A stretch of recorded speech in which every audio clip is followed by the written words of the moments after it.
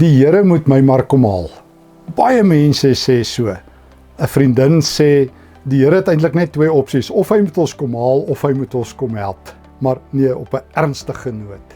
Baie mense het daardie idee partykeer.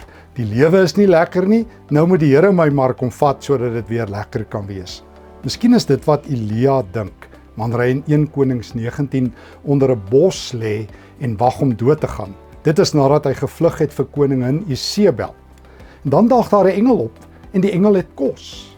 En Elia dink dit is sy laaste maaltyd voor die dood, soos die gevangenes wat op death row is.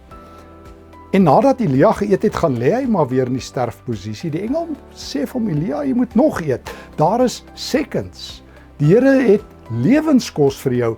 Jy besluit nie wanneer die Here jou moet kom haal nie. Die Here sal doen wat die Here moet doen, maar hierdie is lewenskos.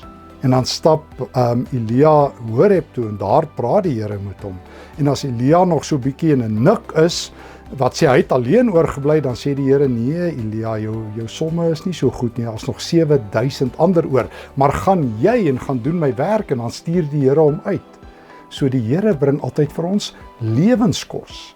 Ons is nie in die dodesel en wag vir ons laaste ete nie. Wanneer die Here kos gee, is daar altyd te veel. Wanneer Jesus brood vermeerder, is daar altyd te veel.